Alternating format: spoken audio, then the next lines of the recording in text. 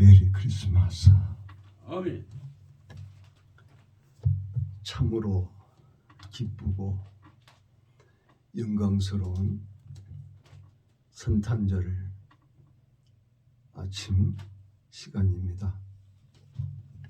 오늘 하나님께서 우리에게 주신 말씀은 신약성경 누가복음 2장 7절에서 14절에 있는 말씀입니다. 제가 봉독해 올려드리겠습니다. 첫 아들을 낳아 강보로 싸서 구유에 뉘었으니 이는 여관에 있을 곳이 없음이러라. 그 지역의 목자들이 밤에 밖에서 자기 양떼를 지키더니 주의 사자가 곁에 서고 주의 영광이 그들을 두루 비치매 크게 무서워하는지라. 천사가 이르되 무서워하지 말라.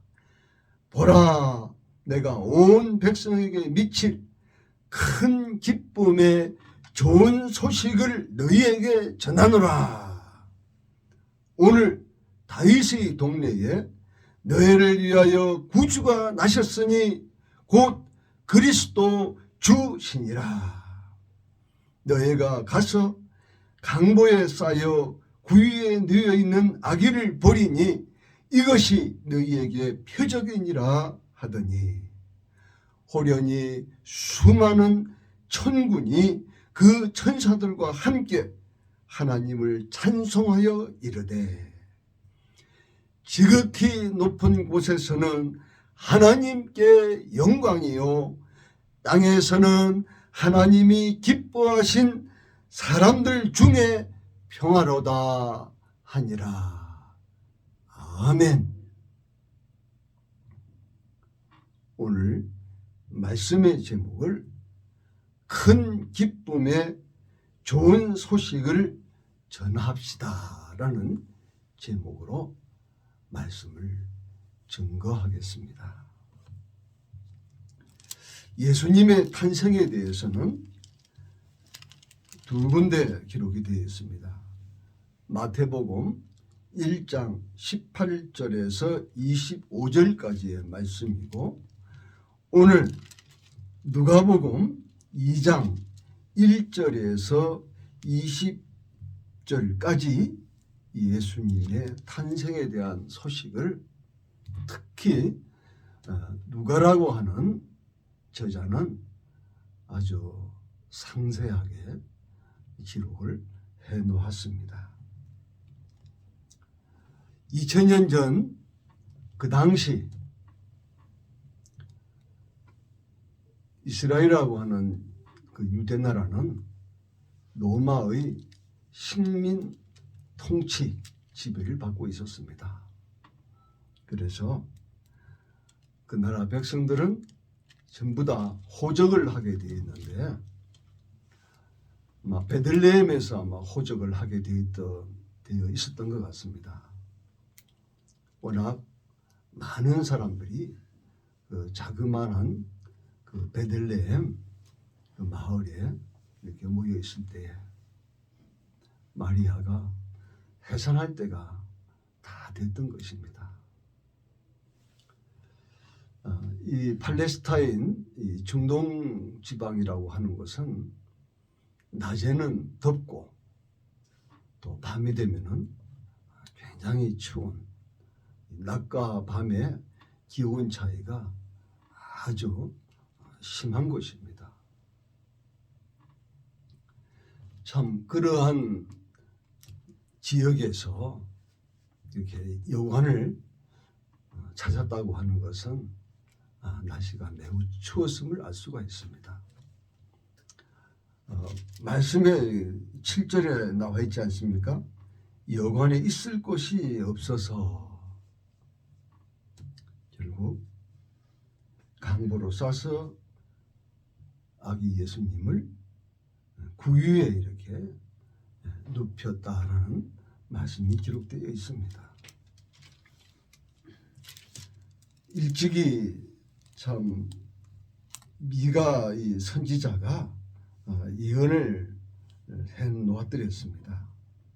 우리 예수님이 이 땅에 태어나실 때에 이렇게 구유에서 강보로 싸서 이렇게 태어나신다고 이렇게 미리 예언을 하였던 것입니다.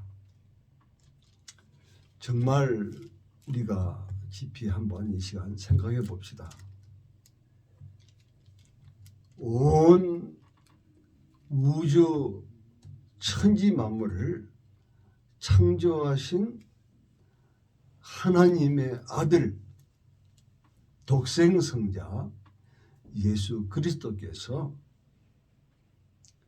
높고 너무나도 귀한 천국 보좌를 잠시 버리시고 이 땅에 동정의 몸을 빌려서 이렇게 아기 예수로 태어나셨다는 것. 그것도 고대광실 왕궁에서 태어난 것도 아니고 참 누일 곳이 없어서 이렇게 소 마구간이라고도 하죠. 그 구유에 예수님을 강보에 사서 이렇게 눕혔다고 하는 이것은 정말 이해하기 힘든 말씀이라고 볼 수 있습니다. 우리 예수님은 남자의 씨를 통해서 이 땅에 오신 것이 아니고 성령으로 마리아의 몸에 잉태되어서 오셨습니다. 그래서 하나님께서 인간을 창조하신 이후에 남자의 씨를 통하지 않고 여자의 몸을 빌려서 성령으로 잉태되어 사람이 되신 분은 오직 예수 그리스도 한 분밖에 없습니다. 예수님이 이렇게 이 땅에 오실 것을 창세기 3장 15절에서는 수천 년 전에 하나님께서 아담과 하와에게 말씀해 주셨습니다. 창세기 3장 15절에 내가 너로 여자와 원수가 되게 하고, 여기서 너로 하는 것은 옛뱀, 마귀, 사탄을 말합니다. 내 후손도 여자의 후손과 원수가 되게 하리니 그랬습니다. 남자의 후손이 아니고 여자의 후손과 원수가 되게 하리니. 여자의 후손은, 여기서 말하는 여자의 후손은 마리아를 가리키고 있는 것입니다. 내 머리, 마귀 사탄의 머리를 상하게 할 것이요 마귀 너는 그의 발꿈치를 상하게 할 것이니라 하시고, 이렇게 여호와 하나님께서 말씀해 주셨습니다. 인류 역사상 여자의 후손을 통해서 예수 그리스도가 이 땅에 사람의 몸을 입고 성육신 하실 것을 수천 년 전에 우리 하나님 말씀해 주셨습니다. 하나님의 말씀은 1.1핵도 없어질 수도 없고 그것이 변개될 수도 없습니다. 다시 말해서 변하거나 고칠 수 없습니다. 하나님의 말씀은 영원한 진리이기 때문에 그렇습니다. 예수님이 이렇게 정말 너무나도 열악한 환경에서 이렇게 태어나셨지만은 동방 박사가 예수님 그들은 큰 별을 보고 예수님이 누워있는 구유에 찾아와서 황금과 유향과 몰약을 예물로 하나님 아들이신 우리 아기 예수님께 드리고 경배하고 그들은 고향으로 떠났습니다. 근데 오늘 우리가 읽은 이 본문 말씀에서는 예수님의 탄생 소식을 그 추운 들판에서 양을 치는 목자들이 가브리엘 천사를 통해서 직접 소식을 듣습니다. 그 천사가 뭐라고 얘기합니까? 무서워하지 말라. 보라, 내가 온 백성에게 미칠 큰 기쁨의 좋은 소식을 너희에게 전하노라.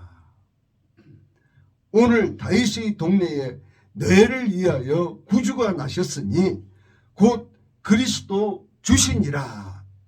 너희가 가서 강보에 쌓여 구유에 뉘어 있는 아기를 보리니 이것이 너희에게 표적이니라. 이렇게 천사가 목자들에게 들려준 것입니다. 여기서 우리는 무엇을 우리가 발견할 수 있습니까? 아기 예수로 오신 우리 영광스러우신 그 예수님을 뵙게 되는 그 영광을 그 당시 정말 밤에 그 추운 밤에 양을 치는 그 목자들의 그 신분은 정말 가난하고 힘든 자들이었습니다. 그들에게 이토록 놀라운 큰 기쁨의 좋은 소식을 전해 주었다고 하는 것은 무엇을 우리가 말할 수 있습니까? 그렇습니다.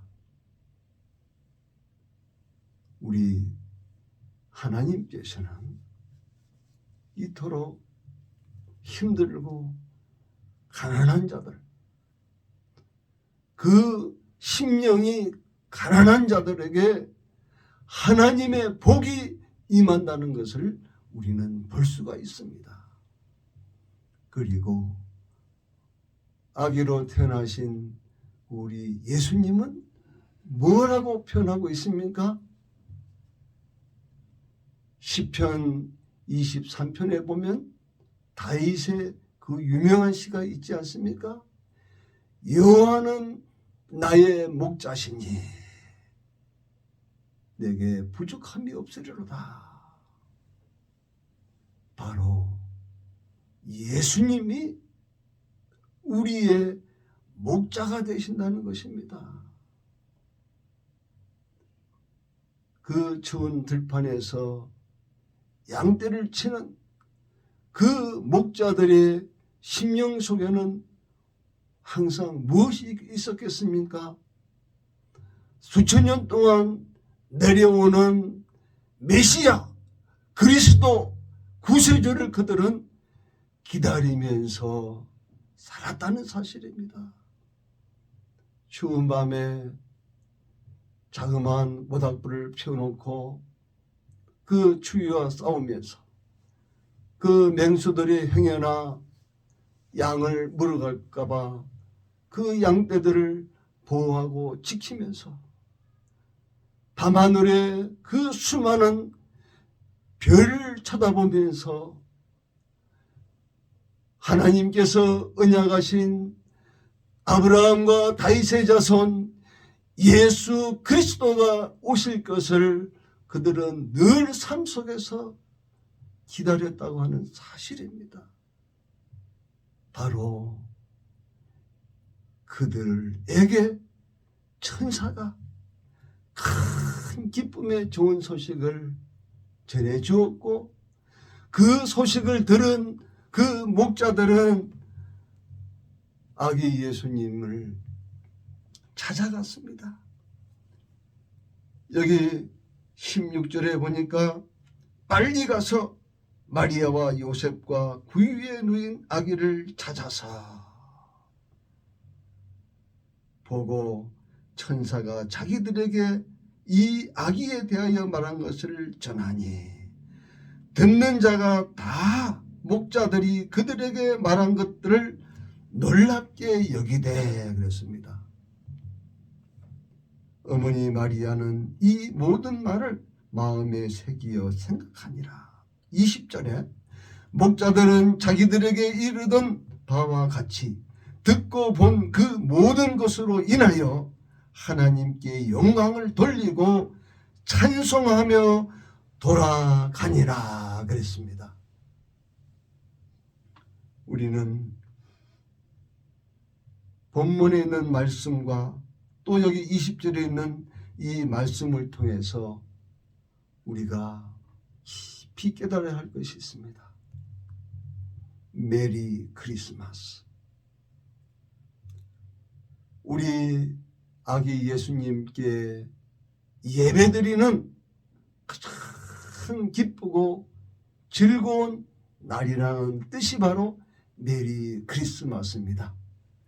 메리 크리스마스의 진정한 의미가 무엇입니까?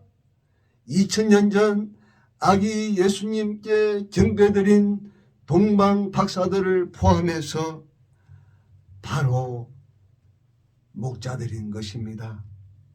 하나님께 영광을 돌리고 찬송하며 돌아간 그것이 바로 크리스마스에 우리가 결코 잊어서는 안 되는 가장 중요한 것입니다.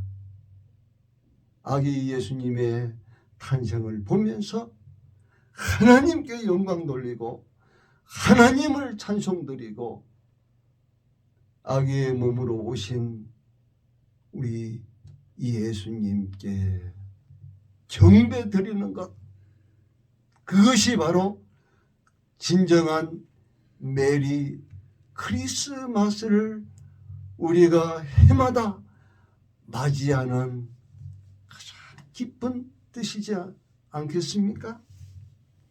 그래서 본문 14절에 13절 호련히 수많은 천군이 그 천사들과 함께 하나님을 찬송하여 이르되, 그들의 찬송 내용이 무엇입니까?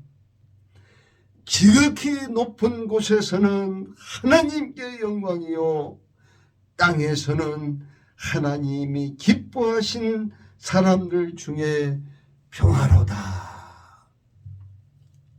천군 천사, 수많은 천사들이 하나님께 영광 올려드리는 이 찬양이 바로 오늘 우리가 하나님께 불러드려야 할 찬송인 것입니다.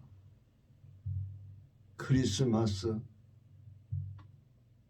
우리 예수님이 하나님 아들의 신분을 벗어버리고 누울 곳이 없어서 구유에 싸서 누워있는 그 예수님,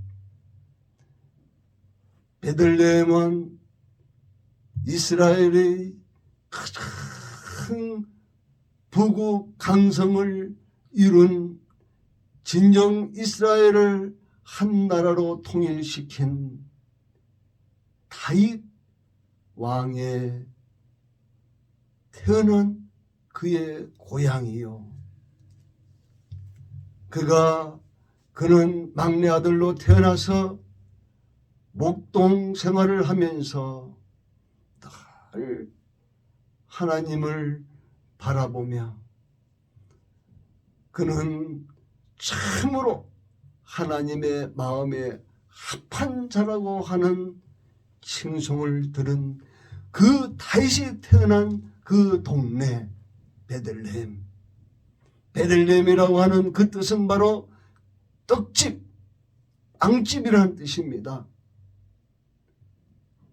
짐승의 먹이통에 예수님을 눕혔다는 것은 무엇을 상징하는 것입니까?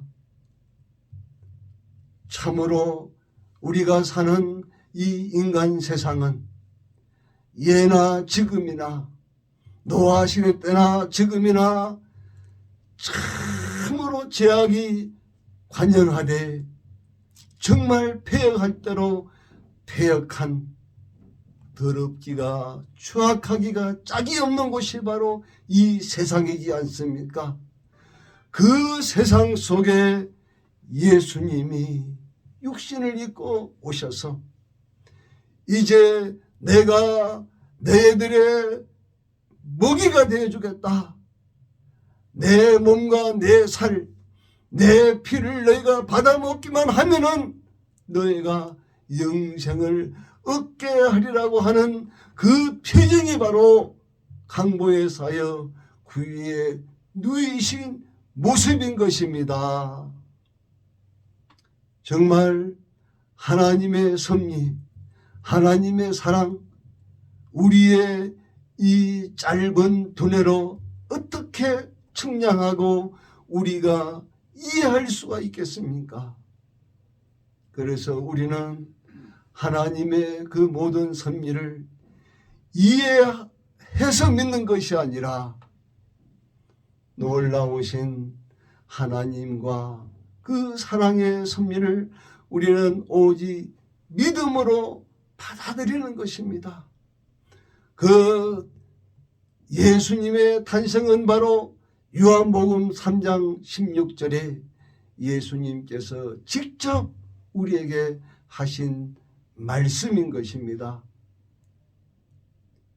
하나님이 세상을 이처럼 사랑하사 독생자 예수 그리스도를 주셨으니 이는 저를 믿는 자마다 멸망치 않고 영생을 얻게 하려 하심이니라고 하는 그 말씀을 이루시기 위하여 우리 예수님이 아기 예수로 이 땅에 오신 날이 바로 오늘 거룩한 날, 기쁘고 거룩한 성탄절이라는 사실을 여러분 가슴 속에 새기시고 이렇게 성육신해 주신 우리 예수님의 사랑, 아버지 하나님의 그 사랑에 우리가 보답하는 길은 오직 우리 하나님을 영원토록 사랑하며 경배해 드리는 것입니다. 우리 예수님은 우리를 사랑하시되 십자가에 매달려 물과 피를 다 쏟으시고 죽어주심으로 말미암아 예수 그리스도를 믿는 자마다 모든 죄를 깨끗이 용서받고 하나님을 아빠 아버지로 부를 수 있는 양자의 영을 허락해 주셔서 하나님의 아들 딸이 되어서 이 땅에 살면서도 비록 코로나가 우리를 아무리 힘들게 한다 할지라도 하나님의 왕자로 하나님의 공주로 살아가는 우리의 삶이 된다는 것이 얼마나 영광스럽고 얼마나 큰 힘이 되지 않겠습니까? 아직도 예수 그리스도를 구세주로, 구주로, 주제로 받아들이지 않으신 분은 예수님을 주님으로 영접하여 하나님께서 베풀어 주시는 영원한 영생의 복을 받아 누리시기를 우리 주 예수 그리스도의 이름으로 축원합니다. 아멘. 아멘.